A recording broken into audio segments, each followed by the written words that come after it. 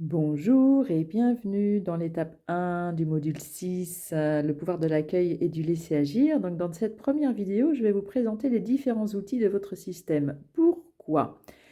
Parce que avant que vous ayez commencé cet apprentissage de votre mode de fonctionnement, tout comme moi, vous étiez identifié à votre mental, à vos pensées, à vos émotions, à vos sensations physiques, etc., etc. Et du coup, ça ne nous aidait pas du tout pour comprendre et décoder les messages de nos sensations, ni pour comprendre également à partir de quel conditionnement, de quelle programmation on pouvait percevoir le monde.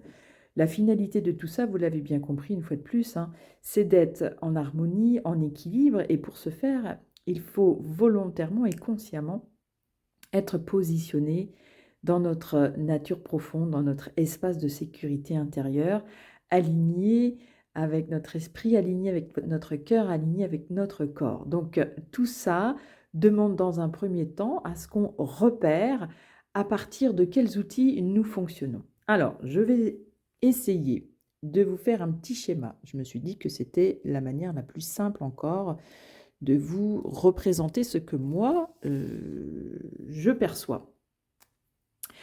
Donc, on a parlé tout à l'heure de l'importance de ce centre intérieur.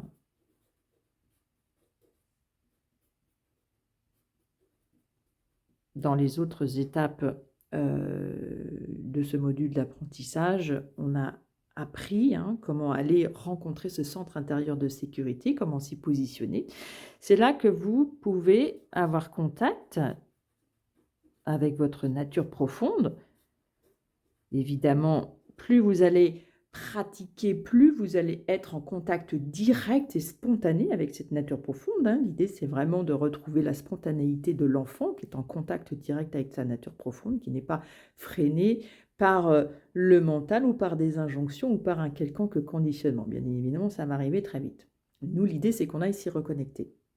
Donc, notre centre intérieur, notre nature profonde, c'est évidemment dans votre intériorité, et vous savez maintenant comment y retourner à l'aide d'une posture méditative pour aller au contact de cet espace. Notre nature profonde, évidemment, elle communique avec nous à partir de notre cœur.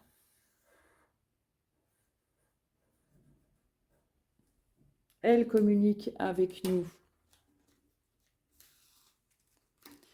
à partir de notre conscience,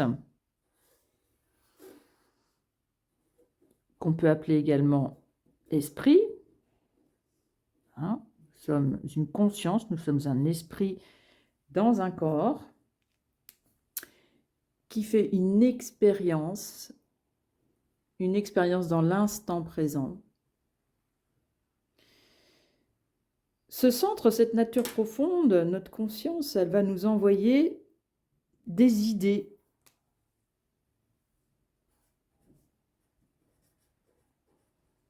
Des inspirations.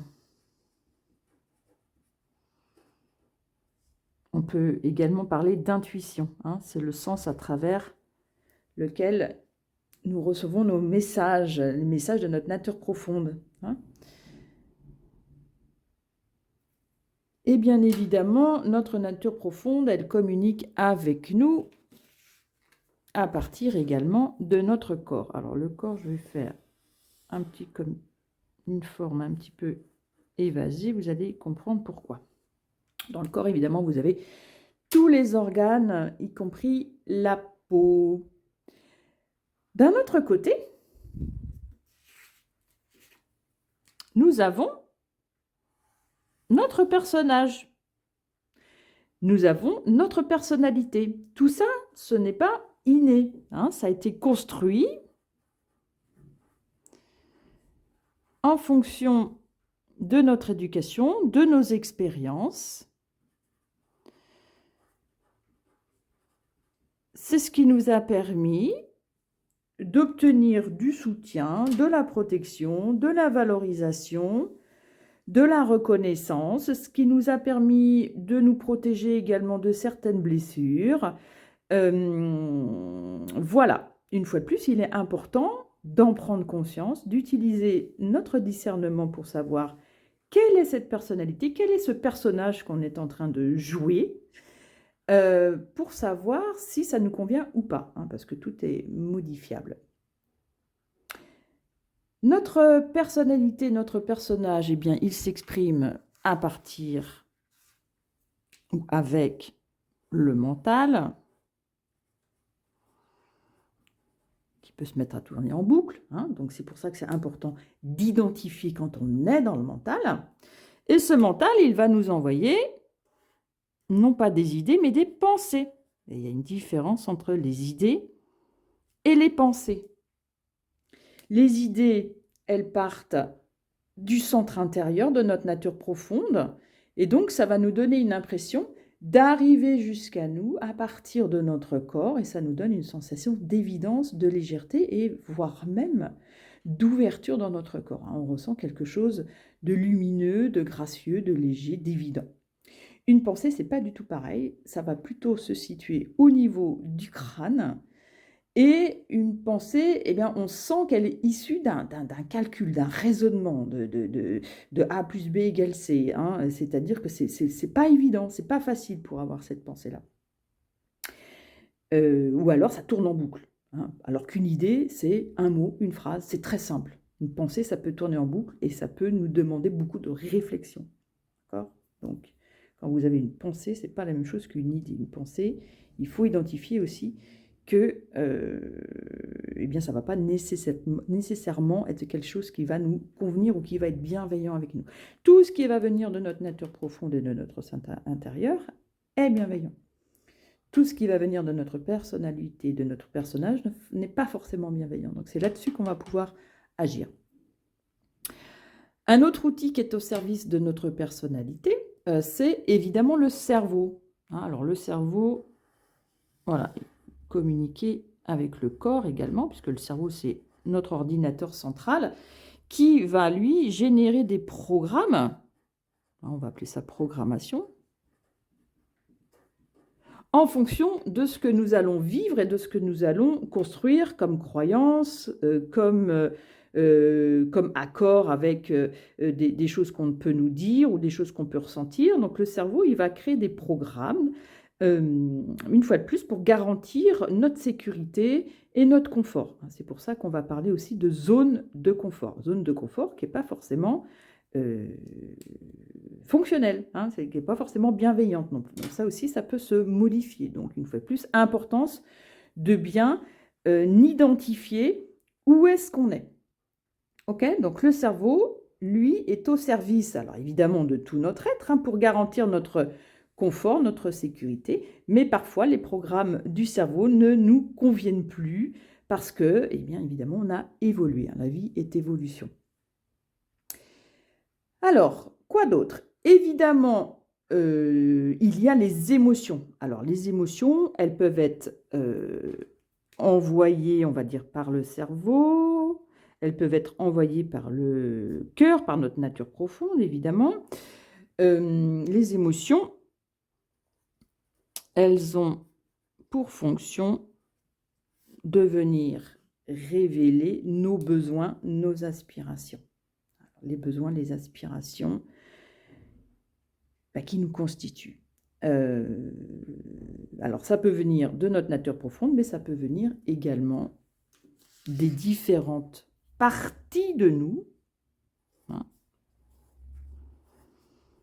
Ces parties de nous ne sont pas notre nature profonde, mais ces parties de nous, ce sont des fragments de nous-mêmes qui se sont construits à chaque expérience. Donc ces parties de nous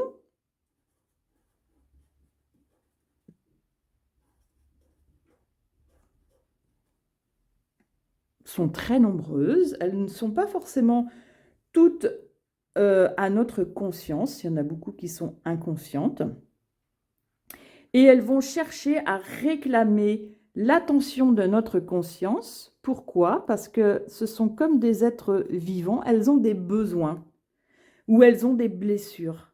Donc, elles vont chercher à attirer notre conscience, eh bien, à partir des émotions ou à partir des sensations dans notre corps.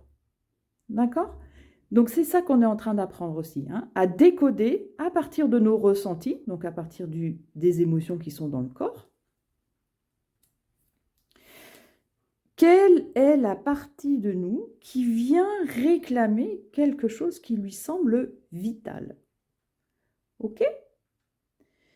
À partir du moment où on a décodé ce message et qu'on a apporté à notre partie, à une partie de nous, ce dont elle avait besoin et qu'on l'a accueilli, donc on l'a reconnu, normalement, cette partie de nous, elle s'apaise. Hein, elle n'a plus besoin de se rappeler à notre conscience. Et puis, il y a quelque chose